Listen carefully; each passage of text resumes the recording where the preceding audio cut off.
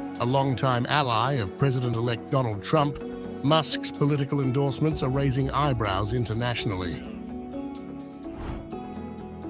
His latest actions, including a direct attack on UK Prime Minister Keir Starmer, have amplified concerns about his reach. Musk took to X to post a yes or no poll asking if America should liberate the people of Britain from their tyrannical government, igniting widespread backlash and raising questions about his role in shaping global political discourse. UK Prime Minister Keir Starmer has fired back at Elon Musk's allegations, denouncing those spreading lies and misinformation as self-serving individuals more interested in personal gain than justice.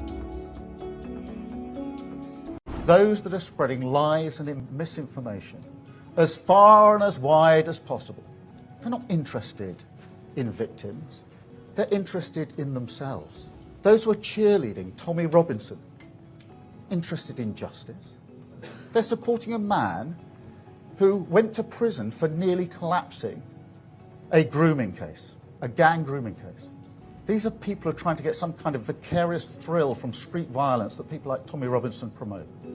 His growing involvement has sparked concern among world leaders, including Norwegian Prime Minister Jonas Gahr Støre, who expressed unease about Musk's influence in global politics. Musk, the CEO of Tesla and SpaceX and the owner of social media platform X, formerly Twitter, is at the center of a political storm.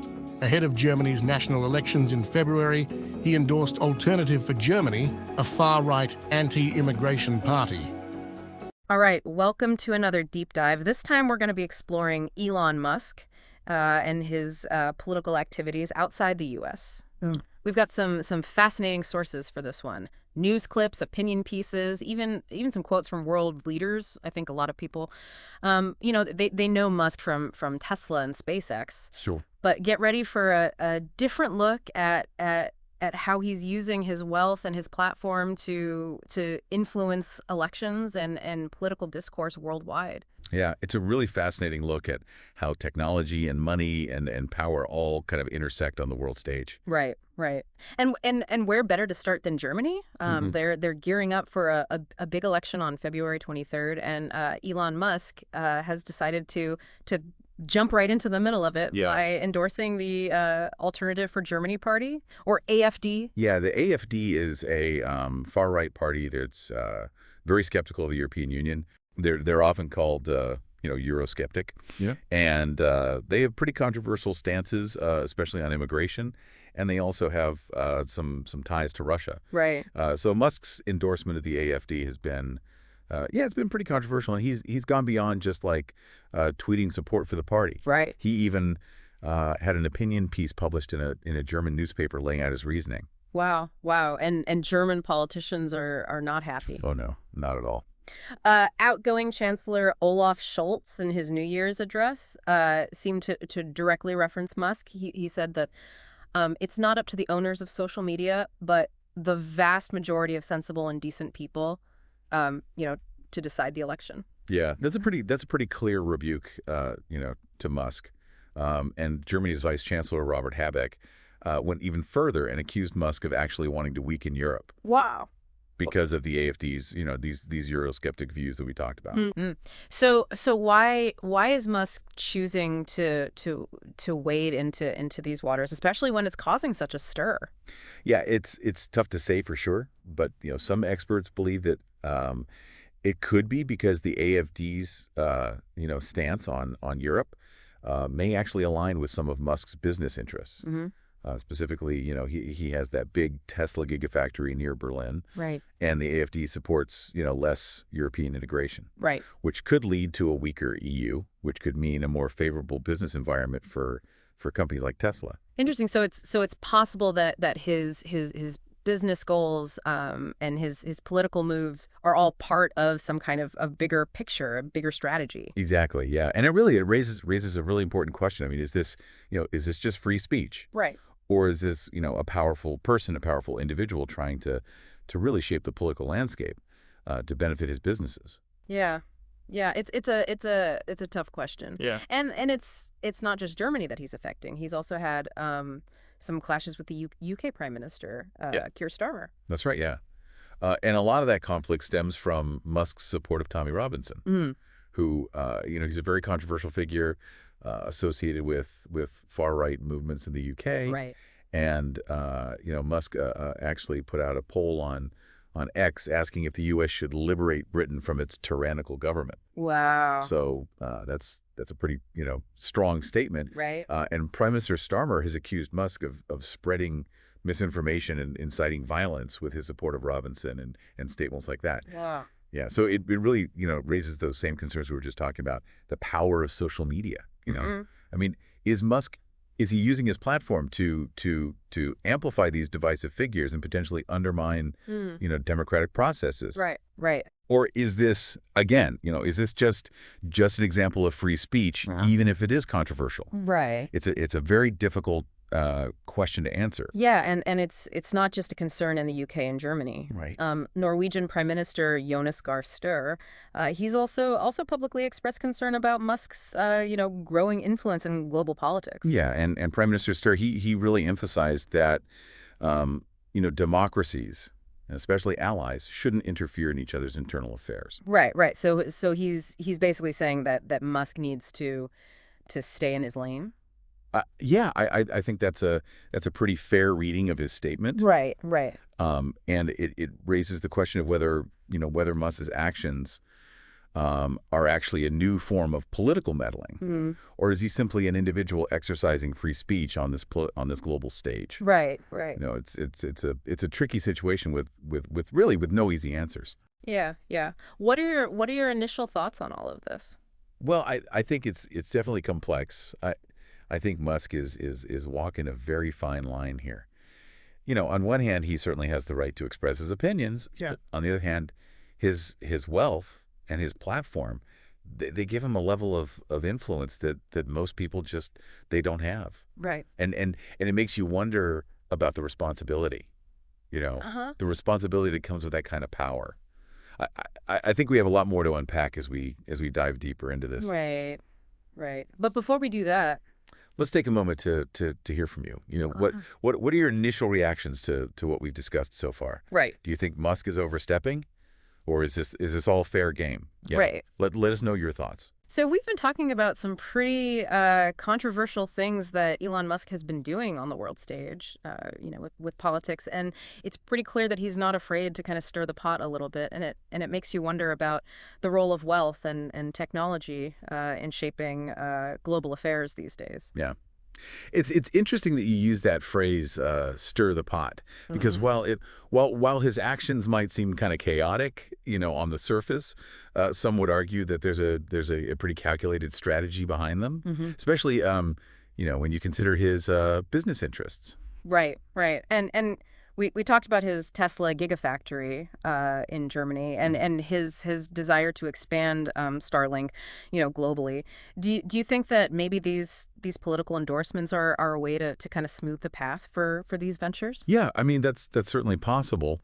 For example, if you think about the AfD and their Eurosceptic views, if those were to gain more traction, you could see a weaker EU, right, and potentially less regulation on businesses like Tesla. And Musk he's been pretty vocal about his critiques of what he sees as excessive bureaucracy in Europe. So a political shift in that direction might actually be in his best interest. So it's not just ideology; it's about creating a world that is, I guess, more hospitable to his business ambitions. Yeah, exactly. It makes you wonder about that line between personal beliefs and just strategic maneuvering when you have that much power. Right, precisely. And it raises some important questions for you to consider. I mean, if Musk is truly using his influence to benefit his companies, does that change how you view his actions?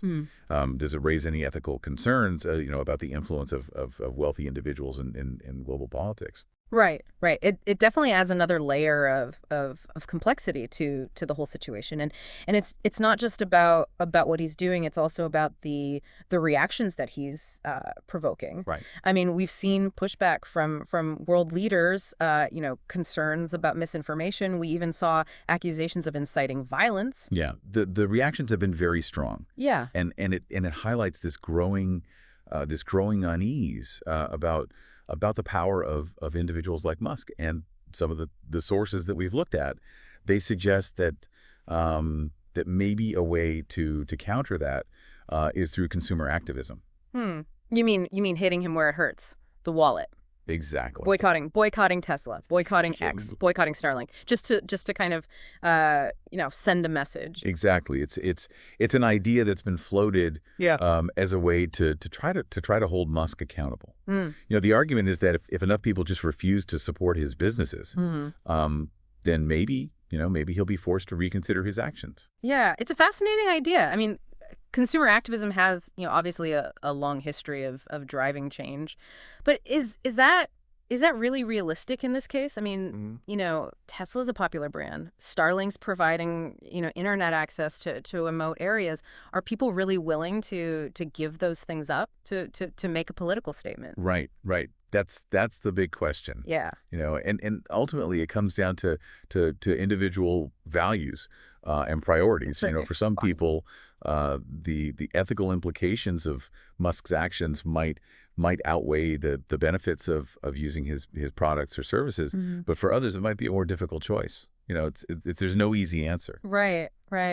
It seems like we're seeing this collision of several really powerful forces here. Yeah. You've got free speech, you've got political influence, business interests, consumer activism, the incredible power of social media. It's all kind of intersecting in ways that we've never really seen before. Right. And you're right in the middle of it, Right. trying to navigate this new landscape. And what's really striking is that this isn't just about Elon Musk, right? Right. This is kind of a microcosm of the larger trends that we're seeing in the world today. The rising influence of these tech billionaires. Yeah. The blurring of the lines between business and politics. Right. And the power of social media to really shape global events. Yeah. It makes you wonder what this all means for the future. I mean, if Musk can have this much impact, what about other tech giants with even larger platforms and resources? We've been talking about how Elon Musk is really shaking things up in global politics, and it's clear that world leaders are paying attention. I mean, some are even pushing back. Like Norwegian Prime Minister Stoer, who wondered if Musk was maybe overstepping, meddling in other countries' affairs. Yeah, Prime Minister Stoer's statement was pretty clear. Yeah. I mean, there's definitely a growing unease with the influence that these tech billionaires have. It's almost as if world leaders are trying to figure out how to respond to this new kind of power player. Right. I mean, it's definitely uncharted territory. Yeah. And think about the reactions we saw in Germany and the UK. Right. Scholz and Habeck in Germany accusing Musk of trying to weaken Europe. And then you have Starmer in the UK, saying that Musk is spreading misinformation. Yeah. Those were some really strong reactions. Yeah. And I think they point to a fear that Musk is intentionally trying to destabilize those countries. Mm-hmm. And it seems like they're struggling to find the right approach to counter his influence. I mean, they can't exactly censor him. Right. We're talking about free speech, in democratic society. Yeah. It's a really tough situation. I mean, they can't ignore him, but they also can't just, shut him down. Right. What options do they even have at this point? Well, some experts are calling for tighter regulations on social media platforms, to limit the spread of misinformation and just curb the influence of people like Musk. But wouldn't that be seen as an attack on free speech? Yeah, it's a fine line. Yeah. That's why others are saying that maybe a better approach is to focus on education. Right. If people are more media literate, if they can really think critically about the information that they're seeing online, then they'll be less susceptible to manipulation, regardless of who's behind it. So instead of trying to control what people see, the idea is to give them the tools to make their own judgments.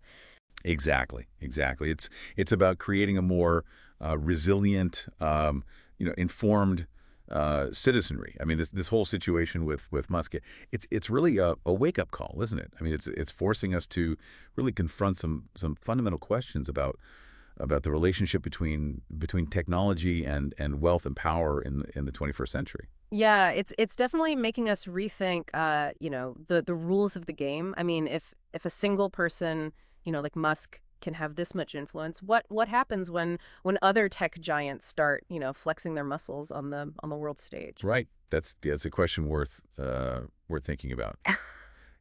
And this deep dive has given you a glimpse into the complexities of this new world. Right. It's a world where a tech CEO can become this global political force. Right. And it sparks all these debates about free speech and political interference and the responsibility that comes with this immense wealth and influence.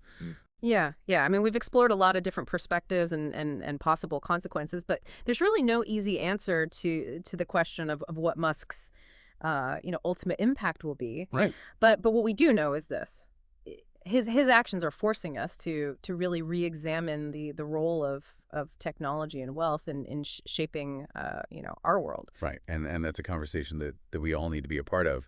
So what do you think, listener? How do you feel about the issues we've discussed? Are you concerned about the growing influence of these tech billionaires? Do you think that Musk is overstepping? Or is this all just part of a new era of global engagement, Yeah. Share your thoughts with us. We'd love to hear your perspective. Yeah. Thanks for joining us on this deep dive into the world of Elon Musk and global politics. We hope that this episode has given you, some things to think about. And until next time, stay curious, stay informed, and keep asking questions.